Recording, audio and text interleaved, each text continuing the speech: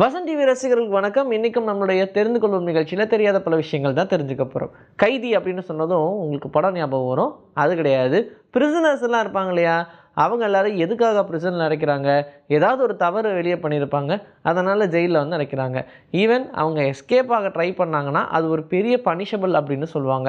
ஆனால் ஜெர்மனியில் அப்படி ஒரு விஷயம் கிடையாது. ரொம்ப ஈஸியாக தப்பிக்கிற மாதிரி ஏணியெல்லாம் போட்டு வச்சுருப்பாங்க. ஜெர்மனியில் என்ன சொல்கிறாங்கன்னா, தப்பு செஞ்சவங்களை கைது பண்ணுவோம், ஆனால் அவங்க தப்பிக்க நினச்சாங்கன்னா அது அவங்களோட பாடு.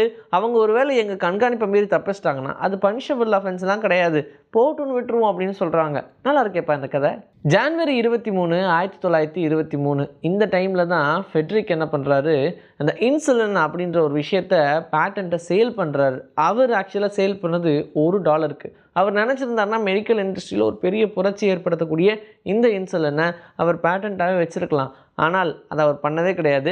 எல்லாருக்குமே இது ஃப்ரீ யூஸ் ஆகணும், உலகம் முழுக்க எல்லா மக்களுக்கும் இது போய் சேரணும் அப்படின்ற ஒரு விஷயத்தினால அந்த இன்சுலின், அந்த சிரஞ்சியை அப்படியே கொண்டு போய் எல்லாருக்கும் கொடுக்கட்டும் அப்படின்ற மாதிரி வெறும் $1 மட்டுமே தான் அந்த பேட்டண்ட்டை கொடுத்தாங்க. ஆனால் இந்த விஷயம் யாருக்குமே தெரியாது.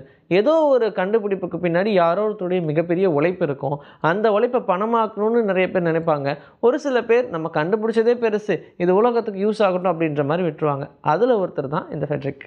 ஒரு வீட்டில் 2 குழந்தை இருக்காங்க அப்படின்னா அந்த குழந்தைங்களுக்குள்ள அடிக்கடி சண்டை வந்துக்கிட்டே இருக்கும் இல்லையா? அப்படி இருக்கும்போது ட்ரபுள் மேக்கராக யார், அடிக்கடி பிரச்சனை பண்ணுறது யாராக இருப்பாங்க அப்படின்ற மாதிரி ஒரு சர்வே எடுத்தாங்கன்னா அதில் 2ஆவதாக பிறந்த குழந்தை மட்டும்தான் அதிகமாக பிரச்சனைகள் பண்ணுது அப்படின்ற மாதிரி சொல்கிறாங்க. முதல்ல குழந்தை வந்து பிரச்சனை பண்ணுறது இல்லையா அப்படின்ற மாதிரிலாம் நீங்கள் கேட்கக்கூடாது. அதை விட அதிகமாக 2ஆவது குழந்தை தான் பண்ணுது அப்படின்ற மாதிரி சர்வேயில் சொல்கிறாங்க. நம்ம யூஸ் பண்ணுற மொபைலில் ரொம்ப சுலபமாக சார்ஜ் இறங்கிடும். அதை சார்ஜ் பண்ணி நம்மளால் எப்போ முடியலப்பா அப்படின்ற ஸ்டேஜுக்கே வந்திருப்போம். ஆனால் இந்த சார்ஜ் அப்படின்ற விஷயம் ஒரு மொபைலுக்கு எவ்வளோ முக்கியம். ஒரு தடவை சார்ஜ் பண்ணாங்கன்னா யூஸ் பண்ணிட்டோம்ப்பா ஒரு 3 நாள் அப்படின்ற மாதிரி ஏதாவது ஒரு மொபைல் கிடைக்காதா அப்படின்னு நல்லா யோசிச்சுட்ருப்போம். அப்படி போனால் சேஃப்டி இருக்காதுன்னு சொல்லுவாங்க. ஆனால் 2000 நோக்கியா ரிலீஸ் பண்ண 3310 அப்படின்ற அந்த ஒரு மொபைல், பட்டன் ஃபோன் இல்லையா, அந்த மொபைலு அதோடைய ஸ்டாண்ட் பை டைம் 245 மணி நேரம் அப்படின்னு சொல்கிறாங்க. அப்படின்னா அந்த 245 மணி நேரம் நம்ம யூஸே பண்ணோன்னா அந்த மொபைல் இருக்கும். 55 மணி நேரம் நம்ம தொடர்ந்து பேசிக்கிட்டே இருக்கலாம் அப்படின்னு சொல்கிறாங்க. அப்படின்னா அது 2 நாளைக்கு மேலே. ஸோ இப்படிப்பட்ட விஷயங்கள் எல்லாமே அந்த ஒரு மொபைலே கொடுக்க முடிஞ்சது. இப்போ நம்மளுடைய யூசேஜ் ரொம்ப அதிகமாக இருக்கிறதுனால அந்த அளவுக்கு நம்மளால் போக முடியல அப்படின்னாலும் ஓரளவுக்காவது பேட்டரியை எக்ஸ்டெண்ட் பண்ணலாம்.